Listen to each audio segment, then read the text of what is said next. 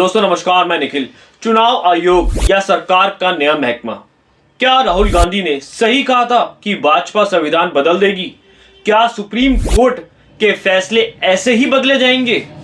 Supreme court के order के अनुसार चीफ जस्टिस ऑफ इंडिया, प्रधानमंत्री और नेता विपक्ष को चुनाव आयोग यानी कि चीफ इलेक्शन कमिश्नर का चुनाव करना था, परंतु सुप्रीम कोर्ट के ऑर्डर को बदलते हुए मोदी सरकार ने संसद में नया कानून बना दिया।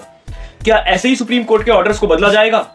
सुप्रीम कोर्ट ने 2023 में आदेश दिया था कि चुनाव आयुक्तों की नियुक्ति में चीफ जस्टिस ऑफ इंडिया की भूमिका होनी चाहिए, लेकिन मोदी सरकार ने कानून बदलकर खुद के लिए रास्ता साफ कर लिया। विपक्ष और लोकतंत्र समर्थक संगठनों ने इस कानून को सुप्रीम कोर्ट में चुनौती दी, लेकिन सरकार ने 19 फरवरी की सुनवाई से ठीक एक दिन पहले चालाकी भरा दांव खेल दिया। बैठक के दौरान राहुल गांधी ने अपनी असहमति भी जताई, जिसे उन्होंने 18 फरवरी को सार्वजनिक किया। उन्होंने कहा कि चुनाव आयोग को स्वतंत्रता बनाए रखने के लिए नियुक्ति प्रक्रिया कार्यपालिका के प्रभाव से मुक्त होनी चाहिए। उन्होंने सरकार के इस कदम को लोकतंत्र और निष्पक्ष चुनाव के लिए खतरा बताया और इसे सुप्रीम कोर्ट की सुनवाई से पहले उठाया गया अनुचित कदम करार दिया गया। लेकिन कांग्रेस का अपना इतिहास भी निष्पक्षता से भरा नहीं रहा। क्या यह सच में संविधान बचाने की लड़ाई है या कांग्रेस की खोई हुई साख बचाने की कोशिश? देश के नए मुख्य चुनाव आयुक्त ज्ञानेश कुमार ने 20 फरवरी 2025 को पदभार संभाल लिया, लेकिन यह सिर्फ एक नियुक्ति नहीं बल्कि लोकतंत्र के मैदान में एक नई लड़ाई की शुरुआत है। बीजेपी का मास्टर स्ट्रोक या लोकतंत्र पर सुपरहिट हुआ।